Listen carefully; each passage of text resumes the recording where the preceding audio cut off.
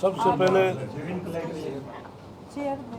मैं आप सबको का धन्यवाद करता हूं, पत्रकार छात्र साथियों का। आज के आत्मनिर्भर भारत संकल्प अभियान के इस कार्यक्रम में हमारी जिलाध्यक्ष हमारी बहन ज्योति सैनी जी, भारतीय जनता पार्टी के पूर्व मंत्री कमलेश ढांडा जी, भारतीय जनता पार्टी के बहुत ही वरिष्ठ नेता अशोक गुर्जर जी, आत्मनिर्भर संकल्प अभियान के जो हमारे संयोजक संदीप भाई जी, कैलाश भगत जी, हमारे बहुत ही अजीज मेरे सतपाल जांबा विधायक जी और सुरेश जी महामंत्री जी और दूसरा को साथी राजपाल जी, सम्मानित सभी कार्यकर्ता साथी और हमारी बेटी सुरभि है ना, हाँ, चेयरपर्सन और सभी वरिष्ठ कार्यकर्ता साथियों।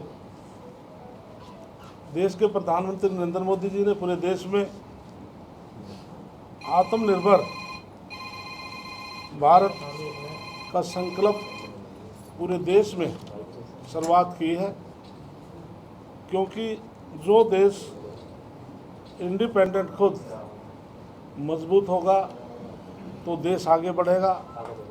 और प्रधानमंत्री नरेंद्र मोदी जी ने 2014 में संकल्प लिया था कि सुरक्षा की दृष्टि से, आर्थिक दृष्टि से और सामाजिक और धार्मिक दृष्टि से देश को बहुत आगे बढ़ाया जाएगा। आज हम सुरक्षा की दृष्टि से कह सकते हैं कि देश आज बहुत मजबूत देश है। हिंदुस्तान आज बहुत मजबूती में आज सुरक्षा की दृष्टि से है। आर्थिक दृष्टि की बात करें तो 2014 में हम 11वें स्थान पर थे, फिर बीच में जीएसटी लगाई, लेकिन आत्मनिर्भर जब देश अब हुआ तो जीएसटी को कम किया और पूरे देश में बहुत अच्छा मैसेज गया कि 28% जो जीएसटी थी उसको घटाकर 18 स्लैब को 12 को 5 और 5 को 0 और उससे पहले 12 लाख की इनकम टैक्स में रिबेट दी थी, जिससे देश में बहुत अच्छा मैसेज गया था। तो इसलिए मोदी जी का विज़न है कि 2047 में हमारा आत्मनिर्भर जो उनका लक्ष्य था उससे भी पहले देश को स्थिति में लाना चाहते हैं। और उन्होंने कहा था वोकल फॉर लोकल, जो देश में चीज़ बनने वाली है वो देश में ही बने। इस विजन को जन आंदोलन में बना लेने के पूरे देश में आत्मनिर्भर आज संकल्प अभियान शुरुआत की है। इसके साथ 25 सितंबर 2005 को दीनदयाल उपाध्याय जी की जयंती से हमने शुरुआत की है और ये 25 दिसंबर 2025 तक सरदार अटल बिहारी वाजपेयी की जयंती तक ये अभियान लगातार चलेगा, पूरे देश में चलेगा। आज मैं सबके माध्यम से माननीय मुख्यमंत्री जी और पार्टी के माध्यम से पूरे हरियाणा वासियों को, जो 3.25 करोड़ जनता है, हम उसको पूरा विश्वास दिलाना चाहते हैं और आपसे अपील भी करते हैं इस राष्ट्रीय महायज्ञ में आप सभी योगदान करें, जिसमें देश हरियाणा सबसे अग्रणीय रहे।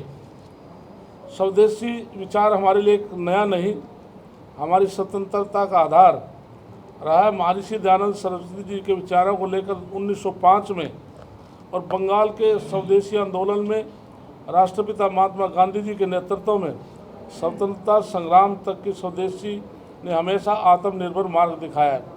पंडित दीनदयाल उपाध्याय जी के मार्गदर्शन में हमें सिखाता है कि आर्थिक व्यवस्था स्वदेशी पर आधारित होनी चाहिए, तभी हम स्वतंत्रता रक्षा कर सकते हैं, न्याय की गारंटी दे सकते हैं। इसी प्रकार से आज माननीय प्रधानमंत्री नरेंद्र मोदी जी के नेतृत्व में हम उसी गौरवशाली परंपरा को आगे बढ़ा रहे हैं। हमारा लक्ष्य है भारत को विकसित राष्ट्र बनाना।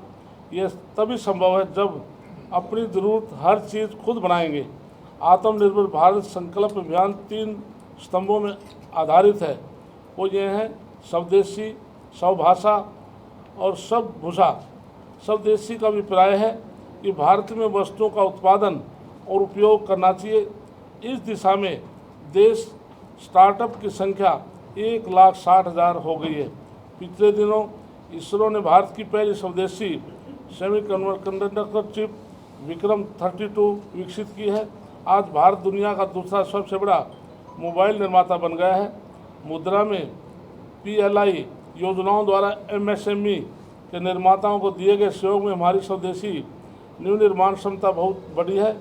हमारा कुल $825 बिलियन आज पहुंच गया है। इसके साथ साथ आज सब सभा का अर्थ है हमारी भारतीय भाषाओं की ज्ञान प्रणालियों को बढ़ावा देने में है। भारतीय भाषाओं का प्रशासन और संचालन करने के उद्देश्य से केंद्र सरकार ने एक नया अनुभव स्थापित किया है। नई शिक्षा नीति देश के गुरुकुल शिक्षा प्रणाली फिर से जीवित कर रही है। ये त्रिभाषा शिक्षा को बढ़ावा देगी। हम MBBS इंजीनियरिंग तथा विज्ञान विषय भारतीय भाषाओं में पढ़ाए जा रहे हैं। इसी प्रकार स्वभूषा का अर्थ है अभिप्राय। हमारी अपनी विरासत, डिज़ाइन और सौंदर्य शस्त्र को अपनाने से है। इस दिशा में आज़ाद भारत में पहली बार खादी ग्राम उद्योग का कारोबार 1,70,000 करोड़ रुपये पार गया है।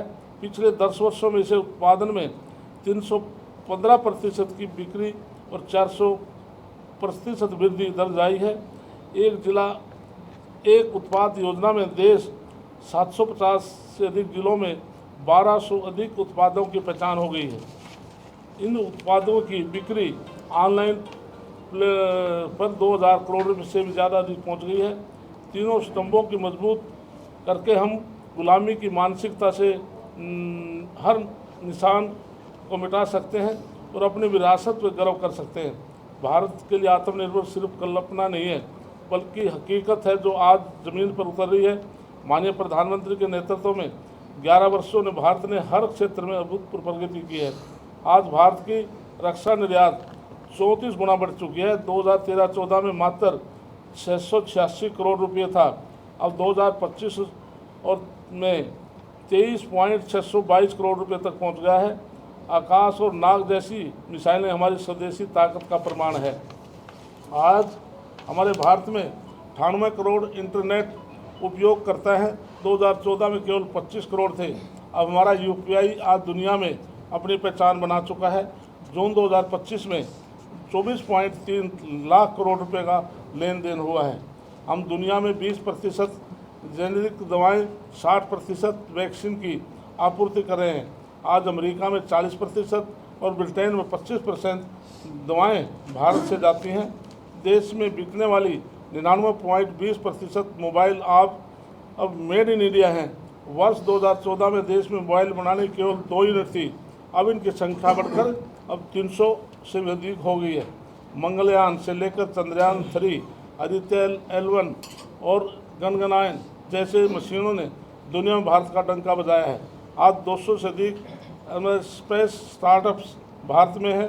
वैश्विक स्पेस इकोनॉमी हमारी हिस्सेदारी 2030 तक 8% का लक्ष्य है। इसी प्रकार से भारत आज नवीनकरण क्षमता में चौथे और ऊर्जा में तीसरे स्थान और पवन ऊर्जा में चौथे स्थान पर है। हमारी सौर ऊर्जा क्षमता 39% और पवन ऊर्जा अभी 2 गुना हो चुकी है। हमारी 10 करोड़ बहनें स्वयं सहायता समूह माध्यम से सशक्त हुई है। मुद्रा ऋण लेने वाले 68% और स्टैंड अप इंडिया लाभार्थियों में 83% की अभी हमारी बहनें हैं। ये आंकड़े साबित करते हैं कि आत्मनिर्भर भारत का संकल्प एक सफल मंत्र है। सच्ची आत्मनिर्भरता आर्थिक नहीं होती, ये मानसिक और सांस्कृतिक भी होती है। माननीय प्रधानमंत्री नरेंद्र मोदी जी के नेतृत्व में आज देश गुलामी की मानसिकता से हर प्रतीक को मिटाता जा रहा है। इस राजधानी दिल्ली में आज राजपथ कर्तव्य पथ का नाम बदल दिया गया है। इंडिया गेट जार पंचम की मूर्ति की जगह नेताजी सुभाष चंद्र बोस की प्रतिमा की स्थापना की गई है। यह बदलने से भारत की एक तस्वीर है। इसी प्रकार से भारतीय नौसेना ध्वज जो सेंट जॉर्ज फ्रांस के को हटा करके छत्रपति शिवाजी महाराज की मोर से प्रेरित चिन्हन को अपनाया गया है। ये हमारे संविधान का प्रतीक है। आईपीसी और सीआरपीसी से गुलामी के दौरे में कानून के जगह भारतीय न्याय, नागरिक सुरक्षा और साक्ष्य संहिता का आना ऐतिहासिक कदम है। अयोध्या में भव्य राम मंदिर का निर्माण हो या काशी विश्वनाथ कॉरिडोर हो, जीर्णोद्धार उज्जैन में महाकाल लोक का निर्माण हो, केदारनाथ का पुनर्निर्माण, ये हमारे सांस्कृतिक विकास को दिखाता है। आत्मनिर्भर भारत को संकल्प अभियान में हरियाणा प्रदेश अपनी पूरी शक्ति के साथ आज योगदान दे रहा है। इसलिए हरियाणा एक की धरती पर परिश्रम और उद्यम की धरती है। यह जय जवान जय किसान के साथ साथ जय विज्ञान की चरितार्थ करने में हरियाणा में आगे रहा है। हमने अभियान को हरियाणा के हर गांव, हर शहर तक पहुंचाने के लिए विस्तृत रूपरेखा तैयार की है। अगले महीने हरियाणा में सभी जिलों में नवंबर और दिसंबर में सभी मंडलों में आत्मनिर्भर भारत का संकल्प सम्मेलन आयोजित किए जाएंगे।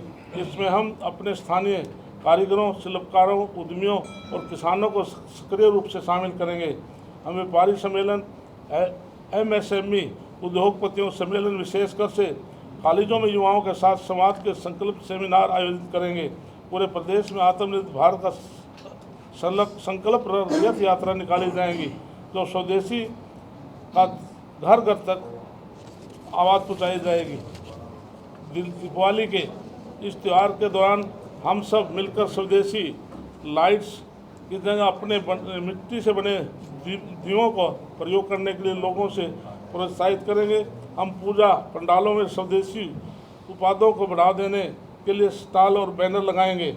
हम हर संकल्प आत्मनिर्भर भारत के लोगों को डिज़ाइन करके दुकानदारों को, व्यापारियों को वितरित करेंगे ताकि वे गर्व से अपने प्रतिष्ठानों में प्रदर्शनी कर सकें।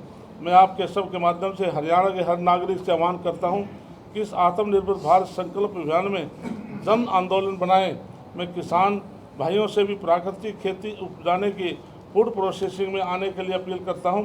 युवा साथियों से अनुरोध करता हूं कि आप नौकरी करने वाले नहीं, नौकरी देने वाले बने। स्टार्टअप इंडिया मुद्रा योजना के लिए आप आगे आए।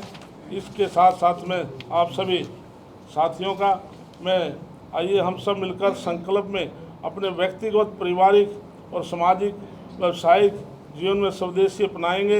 हम आत्मनिर्भर हरियाणा का, आत्मनिर्भर भारत का निर्माण करेंगे। जय हिंद, जय भारत।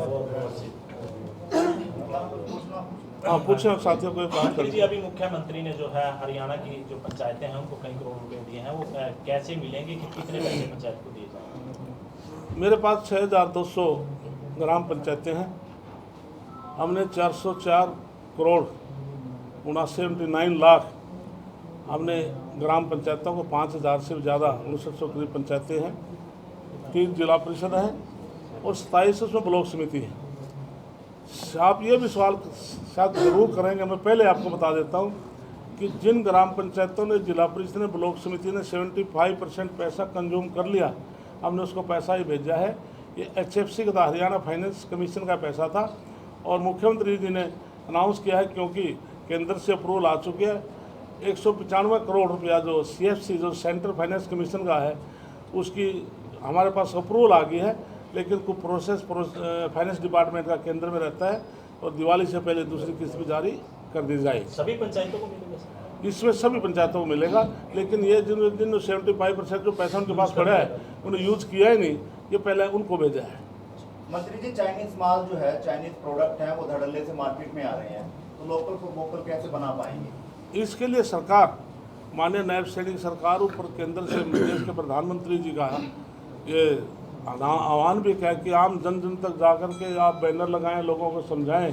तो इसलिए जिस प्रकार से प्रधानमंत्री जी ने स्वच्छता अभियान जो शुरुआत देश में की थी, आज मैं कह सकता हूं देश का हर नागरिक आज स्वच्छता के प्रति आस्था रखता है। तो इसी अभियान में भी शुरुआत की, तो धीरे धीरे मैं नहीं कह सकता कि एकदम से इस पर ब्रेक लग जाएगा, लेकिन मैं कहता हूं कि मेजोरिटी में लोग मन बना लेंगे कि हम जो प्रधानमंत्री ने कहा है हम उस पर पूरा अमल करेंगे। कि कोई चीज़ें मार्केट में है, कोई आपके हाथ में घड़ी भी है और विदेशी घड़ी है, तो धीरे धीरे आपका होगा जी भी सब लोग मेड इन इंडिया डाल रहे तो मैं भी क्यों ना डालूँ। तो इसलिए ये धीरे धीरे सब ये समाप्त हो जाएगा और सब स्वदेशी पर आ जाएगा। अमेरिका से टैरिफ लगाने के बाद चीन से दोबारा संबंध मोहन भाई ने कहा ये चीन का सामान दोबारा लोग यूज करने लगे हैं, चीन से संबंध बना रहे हैं दोबारा भारत की तरफ से, वायु उड़ान की दोबारा जब शुरुआत हो रही है, आप एक तरफ कह रहे हो कि वोकल फॉर लोकल है, तो वही सामान इसके लिए दोबारा आ रहा है। ये सब चीज़ें जो आपने की है, ये केवल माननीय प्रधानमंत्री के अधिकार की बात है कि इस टाइम देश के लिए क्या फैसला लेना है, किस देश से क्या संबंध बनाने हैं।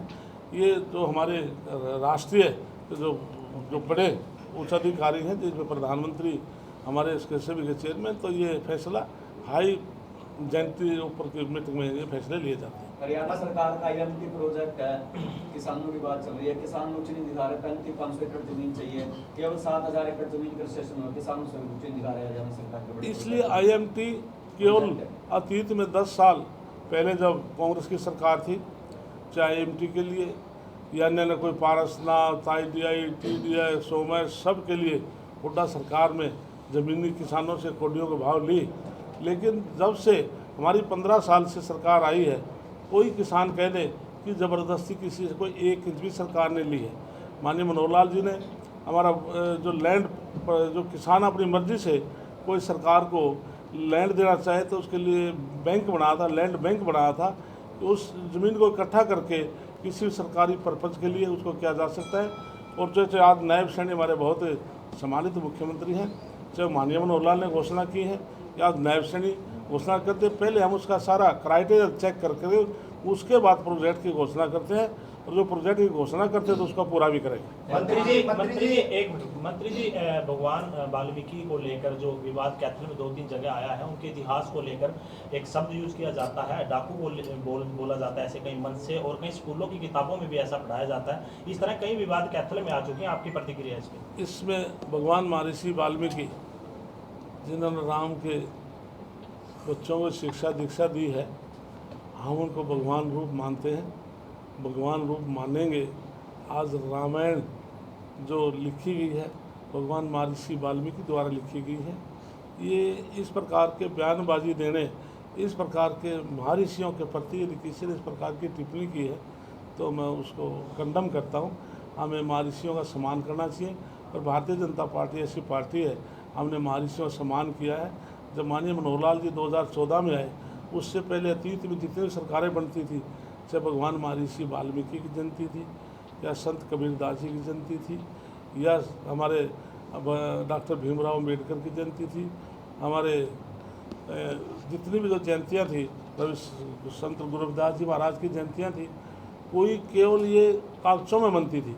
लेकिन मनोहर लाल जी से हमने अनुरोध किया, उनके बाद उन्होंने अनाउंस कर दिया कि आज के बाद ये सरकारी तौर पर बनेगी। हर साल आप देखते हैं, अब ये जो 14 अप्रैल की जयंती थी, प्रधानमंत्री नरेंद्र मोदी जी डॉक्टर भीमराव अम्बेडकर जयंती खुद मनाने के लिए आए, तो हिसार में और यमुनानगर में आए। तो इसलिए सदा हमने शहीदों का और हमारे महर्षियों का सम्मान किया, सम्मान करें। मंत्री जी, अभय सिंह चौटाला ने कहा है कि पहले हमने कांग्रेस की रांद काटी, अब की बार भाजपा की बारी है। साथियों, कोई साथी कोई कुछ भी कह ले, लेकिन आप सम्मानित पत्रकार हैं, और प्रेस के सामने मैं ठोक के एक बात कह रहा हूँ, जिस प्रकार से गुजरात में 25 साल तक भारतीय जनता पार्टी की लगातार सरकार बनी है, हरियाणा में भी 25 साल तक कंटिन्यू बीजेपी की सरकार रहेगी। इस मेरी बात को आज ध्यान। कांग्रेस ने अपना प्रदेश अध्यक्ष बनाया दोबारा, क्या करोगे? इसलिए कांग्रेस का 1991 में साथियों में पहली बार विधायक बना था, और 30-35 साल से मैं लगातार विधानसभा में प्रतिनिधि कर रहा हूँ। पहली बार 1 साल बाद इन्होंने अपने विपक्ष का नेता चुना है। अध्यक्ष पहले भी इनके बनते रहे हैं, इतने लंबे समय के बाद इन्होंने अध्यक्ष बनाया है। अब से पहले इनकी गुटबंदी शुरू हो चुकी है। और कांग्रेस पार्टी ये कोई संगठनात्मक पार्टी नहीं है, जिस पार्टी का राष्ट्रीय अध्यक्ष किसी समय कुछ भी बोल दे तो ऐसी पार्टी को हम पार्टी नहीं मानते। पार्लियामेंट के चुनाव से पहले पूरे देश में राहुल गांधी संविधान की कॉपी हाथ में लेकर के सम्मानित संवैधानिक को हम मानते हैं, मानेंगे, और सब नहीं मानना चाहिए। पूरे देश में उन्होंने एक प्रचार किया, यदि भारतीय जनता पार्टी की 400 सीट आ जाएंगी तो संविधान समाप्त हो जाएगा, आरक्षण समाप्त हो जाएगा। साथियों, आपका भाई कृष्ण कुमार इस बात का गवाह है। बस जब मैं राज्यसभा में था तो उस टाइम हाउस में मौजूद था, प्रधानमंत्री नरेंद्र मोदी जी ने एक चिट्ठी पढ़ी थी, वो डेट आप निकाल कर देखना, 27 जून 1961 की वो चिट्ठी है। तो उस टाइम के प्रधानमंत्री पंडित जवाहरलाल नेहरू ने सभी मुख्यमंत्रियों को चिट्ठी लिखी थी कि 1947 में देश आज़ाद हुआ और डॉक्टर भीमराव अम्बेडकर ने आरक्षण दिया, आज लोग सामर्थ्य हो चुके हैं क्यों ना इसको समाप्त कर दिया जाए। लेकिन पार्लियामेंट के चुनाव से पहले उसको एडिट करके कटिंग करके चला कि नरेंद्र मोदी जी आरक्षण को समाप्त करना चाहते हैं। उसके बाद फिर उन्होंने वोट चोरी की बात के सामने आज पूरा प्रचार किया, उसमें वो फेल हुए। जब साथियों 2019 में चुनाव हुए तो पूरे देश में इनकी 52 सीट आई थी। आज 2024 में जब पार्लियामेंट के चुनाव हुए इनकी 99 सीट आई है। यदि हम वोट चोरी होती तो 52 से 99 कैसे हो सकती थी, उसमें फेल हुए। तीसरा उसने एक बयान दिया है कि बहुत जल्दी हाइड्रोजन बम फोड़ने वाला हूँ, तो पूछने वाला सद हाइड्रोजन क्या होती है। लेकिन प्रधानमंत्री ने कहा है आज हिंदुस्तान ताकतवर देश हो चुका है, यदि कोई दुश्मन देश तो परमाणु बम का भी प्रयोग करे हिंदुस्तान उसकी परवाह भी नहीं करेगा।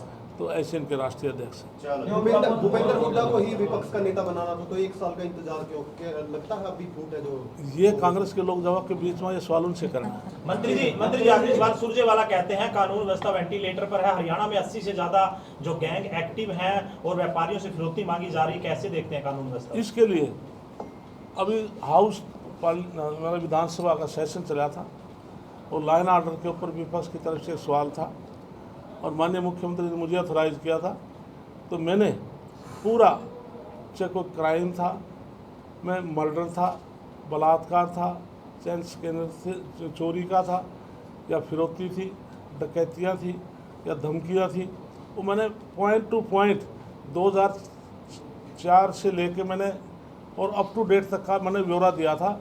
और मैंने विशेष तौर से मेरे अपने कार्यकाल का बताया था 2018 में क्या स्थिति थी, आज 2024 में क्या स्थिति है। आप आंकड़े देखेंगे 2018 के बाद जो स्थिति थी उसमें कहीं पर किसी क्राइम में 60%, किसी में 50%, किसी 40% कम हुआ है। ये सरकारी आंकड़े हैं 2018-2024 के। अभी एनसीआरटी के जो अभी डाटा आया है सर, उसमें चौथे नंबर पर जो है हरियाणा है क्राइम के हिसाब से। इसके लिए एनसीआर उसमें जो आर्टिक जो रिपोर्ट है उसमें मैंने वो देखी नहीं, वो देख लूँगा। लेकिन मैं सरकारी आंकड़े हरियाणा प्रदेश के 2018 से 24 के मैंने खुद प्रस्तुत किए थे, उसमें 60% प्रसाद, 40%, 50% कम हुए। धन्यवाद। मंत्री जी एक सवाल है, सरकार गरीबों के उत्थान के लिए कार्य कर रही है, लेकिन मोहन भागवत जी ने चिंता जाहिर की है कि अमीर और गरीब का अंतर बढ़ता जा रहा है, कुछ ही लोगों के हाथ में आर्थिक शक्ति है। इसलिए सम्मानित मोहन भागवत जी हम उनको नमन करते हैं। जो बात वो कहते हैं बड़ा छोटी बात तो कह नहीं सकते, बहुत समझकर और आने वाले भविष्य तक की भी वो बात करते हैं। लेकिन देश के प्रधानमंत्री और हरियाणा प्रदेश की सरकार और केंद्र की सरकार, हम चाहे गरीब है चाहे अमीर है, प्रधानमंत्री सबका सम्मान करते हैं। क्या जीएसटी से गरीब आदमी को फायदा नहीं हुआ? मैं झील के अंदर गया तो जो सरहदों के बीच में किसी ने स्कॉर्पियो बुक कराई 20 लाख की और मौके पर कस्टमर मुझे मिला, भी तेरे को कितना फायदा हुआ जी? 1 लाख का।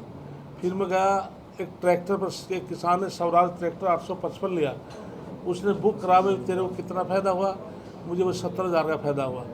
फिर मैं गया हीरो मोटर में, उससे मोटरसाइकिल में कस्टमर, उससे पूछा क्या आपका फ़ायदा हुआ? कि 94,000 की सी कीमत थी, आज मुझे 84,000 मिले। फिर मैं बजाज स्कूटर की एजेंसी पर गया, उसमें 15 से 16,000 का उसमें इजाफा हुआ। तो आज जो सामान जैसे पैकेट में है गरीब आदमियों के लिए है, चाहे दूध है चाहे दही है, उसका 0% है ना। जो 5% था उसको 0% किया। आम जो किसान के इक्विपमेंट्स है जो 12% चार्ज करते थे, वो सब 5% का डागर कर दिए। अब मैंने खुद जो एजेंसी के मालिक थे उनसे मैंने पूछा, भाई कस्टमर तो खुश है, उसको ये पैसा लाभ, तो आप क्या महसूस करें? ईमानदारी बात कहते हो। उन एजेंसी के मालिकों ने कहा जी हम बहुत खुश हैं, हमारा जो व्यापार है एकदम से बढ़ा है।